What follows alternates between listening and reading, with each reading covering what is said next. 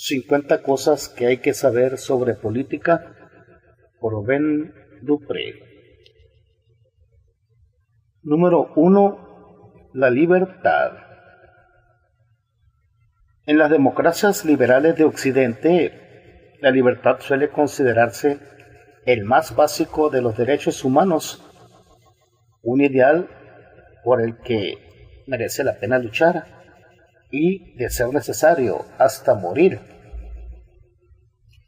El gran valor atribuido a la libertad es un indicativo de las numerosas y enconadas batallas que se han librado para conseguirla. Contra las iglesias que estaban dispuestas a matar para defender sus ortodoxias, contra el poder absoluto de los monarcas, contra la opresión de las mujeres y de los disidentes políticos, contra la esclavitud, el prejuicio, la ignorancia y un millar de cosas más. Desde las grandes revoluciones francesa y americana en la segunda mitad del siglo XVIII, la libertad ha ocupado un lugar preeminente como principio definidor del liberalismo. Según John Locke, un teórico político cuya obra inspiró a los padres fundadores de Estados Unidos, garantizar la libertad es la justificación última de la constitución legal de un Estado. El fin de la ley no es abolir o constreñir, sino preservar y aumentar la libertad. La libertad de tener las opiniones políticas y religiosas que uno quiera, de expresar tales opiniones sin temor ni trabas, de decidir por uno mismo dónde y de qué manera vivir la propia vida. Tales son los premios de la libertad. Según la Declaración de la Independencia de Estados Unidos de 1776, la libertad, además de la vida y la búsqueda de la felicidad, es uno de los derechos naturales e inalienables de los que están dotados todos los seres humanos por igual. Es un derecho que no debe ser limitado, salvo por las más poderosas razones, pero que tampoco puede ser ilimitado o absoluto. Como el filósofo e historiador social inglés R.H. Tawney apuntó en La Igualdad, en el libro La Igualdad de 1938, la libertad para el lucio es la muerte para los pececillos. La libertad sin trabas o licencia para cualquier cosa inevitablemente infringe la libertad de los demás. Pero, ¿dónde trazar la línea? Los gobiernos suelen responder a las amenazas exteriores como la guerra o el terrorismo, restringiendo las libertades civiles, y la consecuente erosión de la libertad es a menudo, en opinión de sus críticos, no menos insidiosa que los peligros que supuestamente la justificaron. Cronología: 1644. Milton ataca la censura del gobierno en Areopagítica. 1690 se publica 2 tratados sobre el gobierno civil de John Locke. Julio de 1776, Declaración de Independencia de Estados Unidos. Julio de 1789, toma de la Bastilla. Libertad positiva y negativa. Ningún acercamiento moderno a la libertad puede pasar por alto la contribución seminal realizada por el filósofo político del siglo XX, Isaiah Berlin.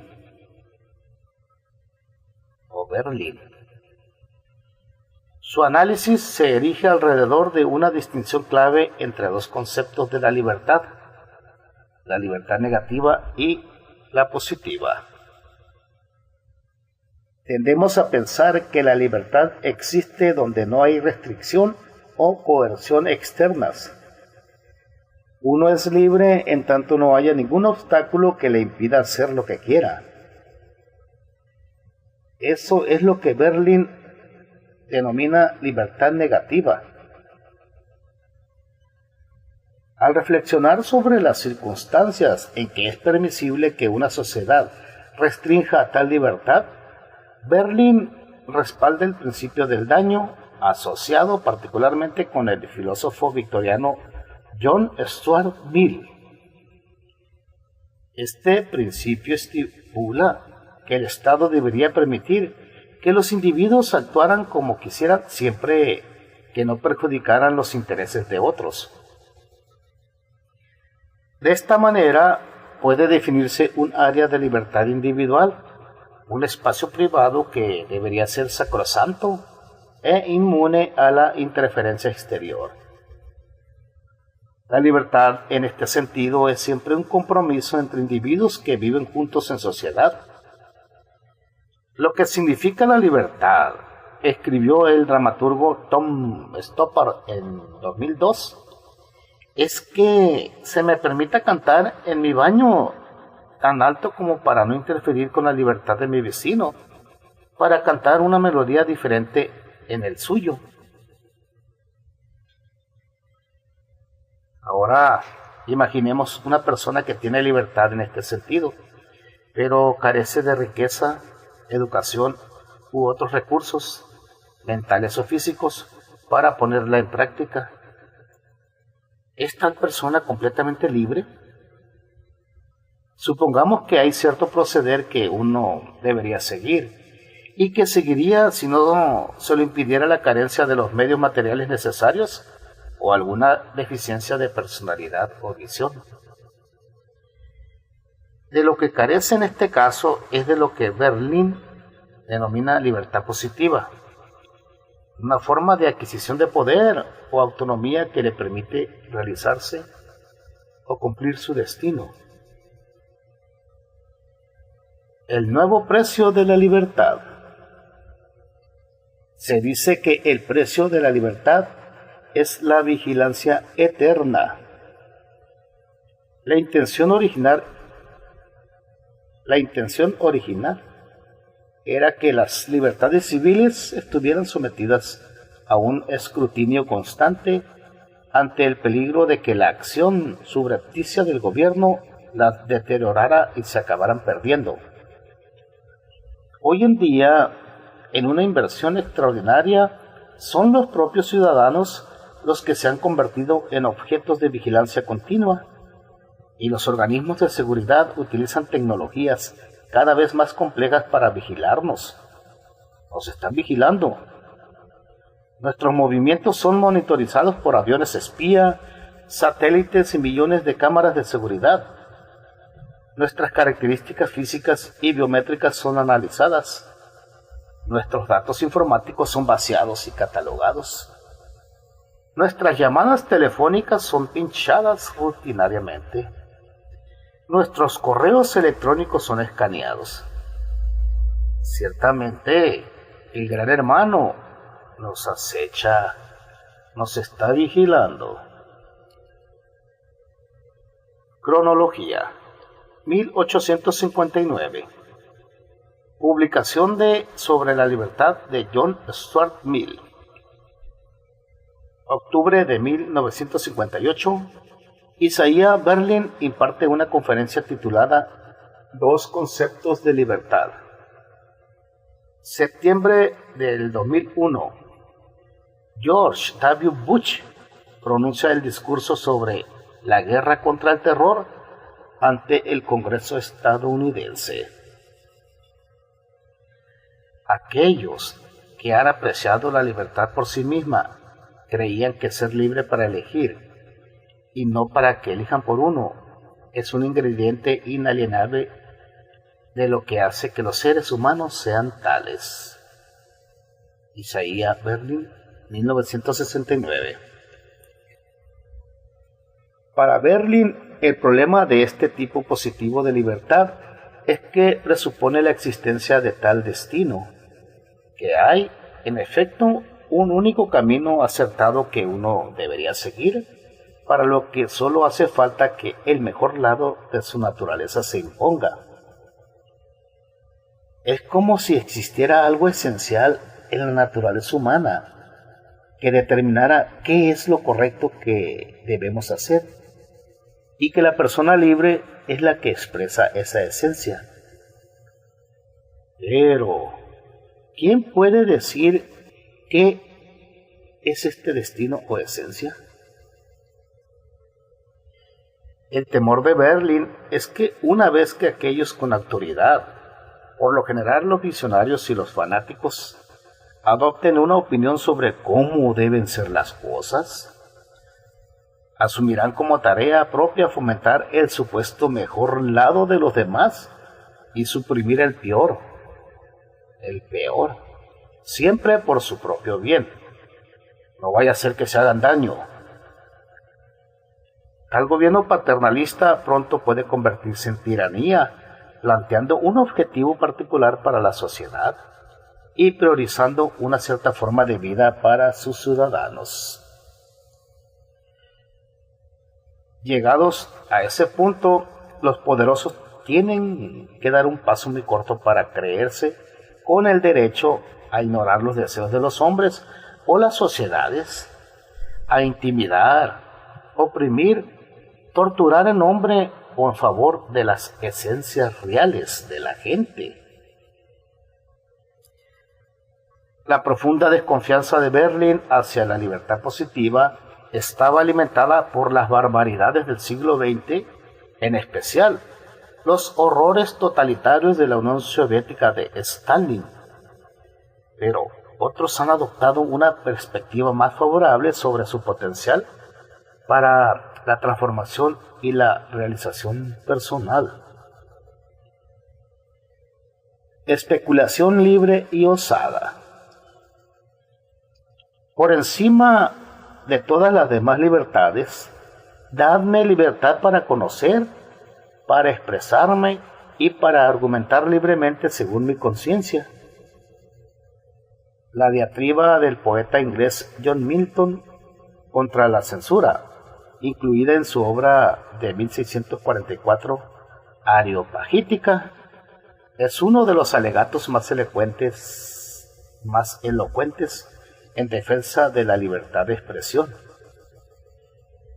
John Stuart Mill recoge el testigo en Sobre la libertad de 1859, donde avisa del peligro de una cultura del prejuicio y la represión intelectual, en la que el cuestionamiento y la crítica de las opiniones tradicionales se vean desanimados y los intelectos más activos y despiertos teman lanzarse a la especulación libre y osada sobre las cuestiones más elevadas. En un espíritu similar, el filósofo alemán Immanuel Kant se había quejado de que el intelecto necesita libertad para alcanzar la plena madurez. Nada se requiere para la ilustración más que la libertad, y la libertad en cuestión es la menos dañina de todas, a saber, la libertad de utilizar la razón públicamente en todas las cuestiones. Con mayor concisión, el escritor inglés George Orwell definió la libertad sencillamente como el derecho a decirle a la gente aquello que no quiere escuchar. Aquellos que cederían su libertad esencial a cambio de una seguridad efímera no merecen una ni la otra. Benjamin Franklin, 1755. La defensa de la libertad. La puesta en práctica y la defensa de la libertad raramente se desarrollan sin problemas.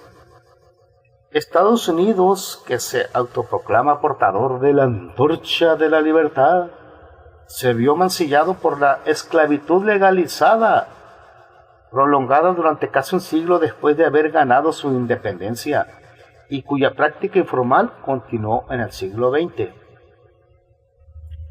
En Francia, otro gran bastión de la libertad, la serena y bendita libertad, que proclamaba un periódico parisino tras la caída de la Bastilla en 1789, se había transformado en el lapso de 4 años en el reinado del terror de Robespierre, en el que toda la oposición política fue aplastada y se guillotinó a unos 17,000 sospechosos de contrarrevolucionarios. En 1795, Thomas Paine escribió que aquel que quiere proteger su propia libertad debe defender hasta a su enemigo de la opresión. Pero pocos se han dado por enterados de sus palabras. La excusa de los revolucionarios franceses para dejar de lado las libertades civiles era la amenaza de la contrarrevolución en el interior y la de los ejércitos extranjeros en el exterior. Lamentablemente, otros gobiernos posteriores, pese a sus declaraciones de amor a la libertad, han tendido a copiar el modelo francés, olvidando la advertencia del cuarto presidente estadounidense James Madison. Los métodos para defenderse contra el peligro exterior se han convertido históricamente en los instrumentos de la tiranía en casa. En septiembre del 2001, tras los ataques islamistas del 11S, el presidente Bush declaró una guerra contra el terrorismo, contra el terror, que se suponía daría paso a una era de libertad. Pero cuando se promulgó una legislación represiva y los denominados combatientes enemigos fueron maltratados y torturados, a sus víctimas sumaron las libertades civiles y los derechos humanos. La idea en síntesis: la lucha por la libertad.